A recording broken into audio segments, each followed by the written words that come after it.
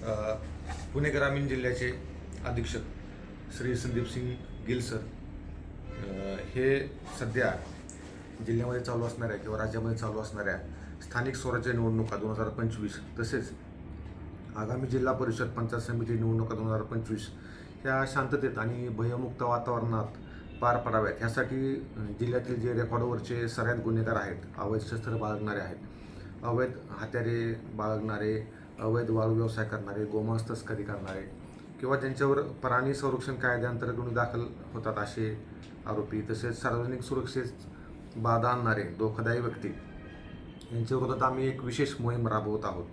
तसेच पुणे जिल्ह्यातील जे गुन्हेगारी आहे ते मोडीत करण्याकरिता दरोडा करण्याकरता किंवा जे रेकॉर्डवरचे आरोपी आहेत, दरोडा, जबरी चोरी, खंडणीखोर, खुनाचा प्रयत्न करणारे यांच्या विरोधात जास्तीत जास्त कडक कारवाई करण्याबाबत किंवा MPDA मोका अंतर्गत कारवाई करण्याबाबत माननीय SP सरांनी आम्हाला वेळोवेळी आदेश दिलेले आहेत.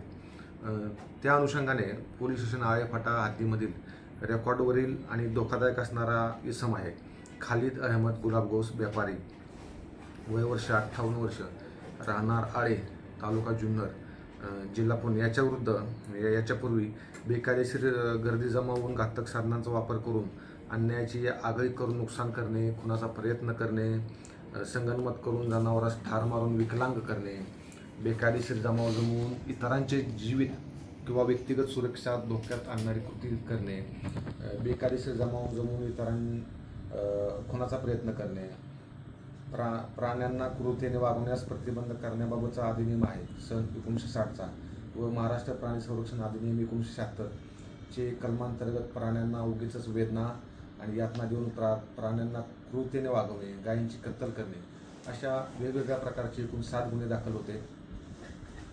सदर सराईत सदरचा हा जो आरोपी आहे हा धोकादायक इसम असल्यामुळे त्याच्या विरोधात कडक कारवाई, प्रतिबंध कारवाई करणं फार गरजेचं होते. त्या अनुषंगानं आम्ही त्याचा MPDA कारवाई करावी म्हणून साहेबांचे आदेश होते. त्या आदेशान्वये आम्ही त्याचा प्रस्ताव माननीय SP सरांना सादर केला होता आणि SP सरांनी सदर प्रस्तावास दुजोरा देऊन तो अंतिम मंजुरीसाठी माननीय जिल्हाधिकारी साहेब यांच्याकडे पाठवला होता. जिल्हाधिकारी साहेब श्री जितेंद्र हुडेसो यांनी सदर इसमाच्या विरोधात सार्वजनिक व्यवस्थेस बाधा ठरेल अशी प्रकारची कृती करण्यापासून प्रतिबंध करण्याच्या दृष्टीने त्यास महाराष्ट्र झोपडपट्टी गुंड, हातभट्टीवाले, औषधी द्रव्यविषयक गुन्हेगार, धोकादायक व्यक्ती व दृकश्राव्य कलाकृतींचे विनापरवाना प्रदर्शन करणाऱ्या व्यक्ती, वाळू तस्कर आणि अत्यावश्यक वस्तूंचा काळाबाजार करणाऱ्या, बेकायदेशीर जुगार, बेकायदेशीर लॉटरी चालवणाऱ्या, मानवी अपव्यापार करणाऱ्या व्यक्ती यांच्या विघातक कृत्यांना आळा घालण्याबाबत मुख्य अधिनियम 1981चा सुधारणा अधिनियम सन 2025चा महाराष्ट्र अधिनियम क्रमांक 29 अन्वये MPDA प्रस्ताव आहे. दिनांक 29/12/2025 अन्वये सदर धोकादायक इसमास स्थानबद्ध करण्याचा आदेश पारित केला होता. सदर आदेशाची पूर्तता करण्याबाबत किंवा पालन करण्याबाबत आम्हाला निर्देशित करण्यात आलेले होते. तर त्यांना आम्ही सदर आदेशाची प्रत किंवा जी कायदेशीर औपचारिकता आहे ते पूर्ण करून सदर धोकादायक इसमास आम्ही ताब्यात घेतलेला आहे आणि दिनांक 30/12/2025 रोजी 30 डिसेंबर 2025 रोजी आम्ही त्यास ताब्यात घेतलेला आहे आणि दिनांक 31/12/2025 रोजी नागपूर मध्यवर्ती कारागृह नागपूर या जेलमध्ये जमा करून स्थानबद्धतेची कारवाई करण्यात आलेली आहे.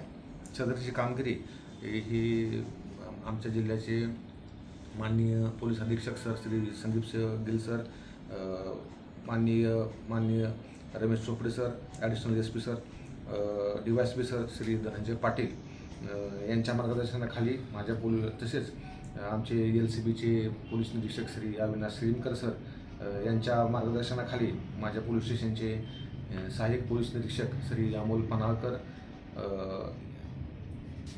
तसेच SI महेश बनकर, स्थानिक गुन्हे शाखा पुणे ग्रामीण, SC विनोद गायकवाड, SC पंकज पारखे, SC अमित माळुंजे, तसेच माझ्या पोलीस स्टेशनचे पोलीस अंमलदार नवीन अरगडे, सकाराम जुंबड, सचिन कोबल, शैलेश वाघमारे, प्रवीण लोहटे सर्व नेमणूक आळेफाटा पोलीस स्टेशन यांनी पार पाडली. हा आरोपी किती गुन्हे दाखल आहेत व किती दिवसाची आता पुढील कारवाई कशा पद्धतीने त्या ठिकाणी आहे?